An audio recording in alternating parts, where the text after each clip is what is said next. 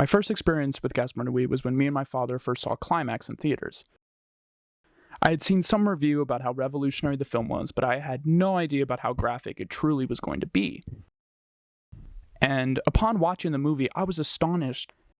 It was something I had never seen before. I'd never experienced something so visceral, so aggressive, and so in your face and demanding. And I remember walking out of the movie kind of amazed, and it really did change the way I looked at cinema.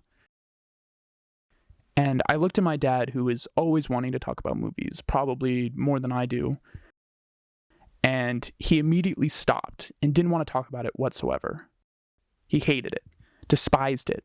It provoked an emotion in him that I'd never seen before and haven't seen since, and it was that of disgust and dismay. And upon doing more research into Gaspar Noé, that was kind of the point. It's a new style of filmmaking that emerged in the last 2 decades, with filmmakers such as Michael Haneke, Lars von Trier, and Gaspar Noé, that often show extreme and gruesome examples of violence and sexuality in order to reflect contemporary post-industrial society. But perhaps the easiest way to understand French extremism is to first understand what inspired this movement in the first place, and how this amalgamation of these new influences find themselves in their films. Those influences being surrealism, minimalism, and the breaking down of film conventions that happened during the French New Wave. Take, for example, my personal favorite French extremist, Gaspar Noé, and his 2018 film Climax, and his 2009 film Enter the Void. Climax centers around a newly formed dance troupe that is drugged with liquid LSD that then experiences a nightmarish night full of sexual depravity and violence. Enter the Void, on the other hand, centers around the character of Oscar, a European man living in Tokyo who dies during a police sting. After his death in the first 30 minutes of the film, we join him into the afterlife, where he relives the traumatic events leading to his death and his eventual reincarnation. Surrealism. Gaspar Noé mainly approaches the unconscious mind in Climax with his juxtaposition between the characters' actions and dialogues before and during their trips. The conscious opinion of the characters is shown in a montage of private conversations and interviews where the members of the group gossip about one another and talk about themselves. But as their collective trips start and their inhibitions lower, their actions take a dark turn and reveal their true wants and desires. The best example of this is in the relationship between brother and sister Taylor and Gazelle. What first appears as an overprotective brother in Taylor and flirtatious sister in Giselle soon reveals itself as Giselle's attempt to distance herself from her incestuous brother. That his earlier actions were not in the pursuit of protecting her, but of jealousy, and her attempts to attract the other men in the group as a way to get away from him.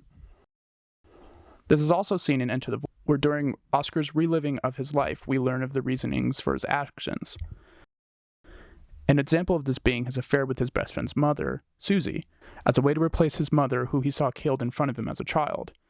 This is shown in the scene where he has sex with Susie, which is also intercut with him breastfeeding, alluding to the apparent Oedipus-like complex within Oscar's psyche. Minimalism. Although his films are not strictly minimalist, like someone such as Abbas Kiarostami, Gaspar Noé's use of lengthy long takes invokes minimalism, and it takes the emphasis away from the cinematography and editing and hands it over to the actors on screen. In Climax, for instance, the whole second half of the movie, where the dancers are experiencing their trip, is done in one lengthy long take that tracks across the whole setting of the film. Whereas in Enter the Void, all the events before Oscar's death take place in one continuous POV shot. This forces the events during the sequence to happen in real time and eliminate the complexity of temporal change that would occur in most movies.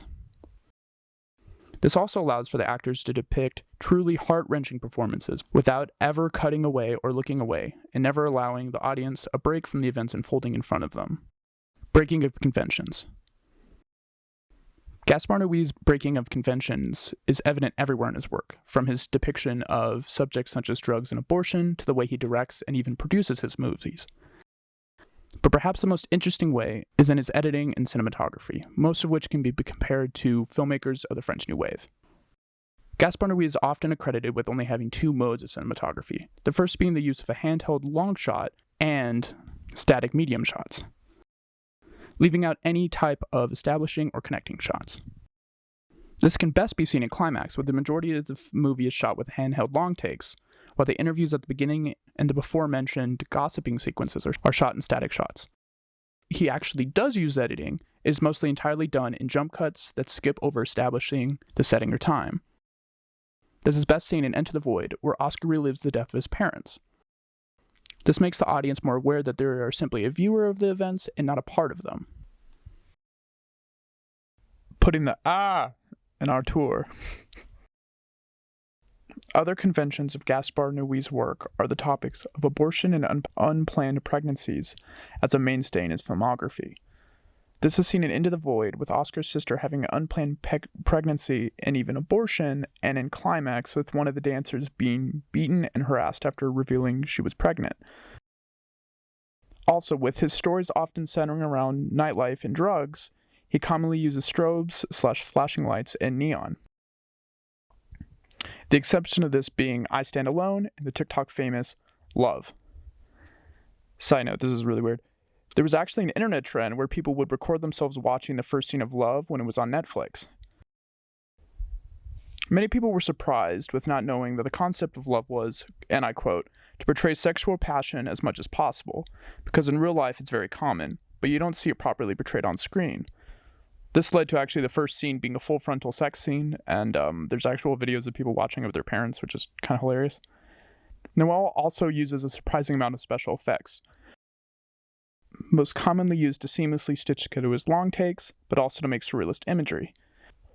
This was best employed in Enter the Void, where during a DMT trip, Oscar sees what looks to be procedurally generated fractals. Conclusion. Gaspar Noé is a very polarizing filmmaker.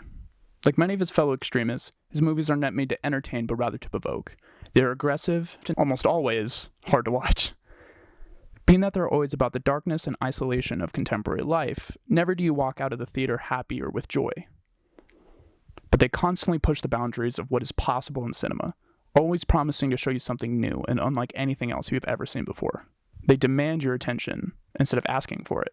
Along with this, I would argue Gaspar Noé's films are some of the most aesthetically interesting movies ever. His constant usage of neon lights, strobes, and completely incredible long takes are some of the most interesting things I've ever seen.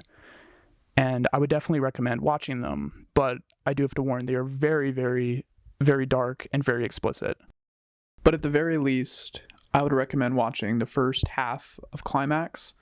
It doesn't have all the very extreme elements of most of his films, but it really does showcase his really interesting visual style.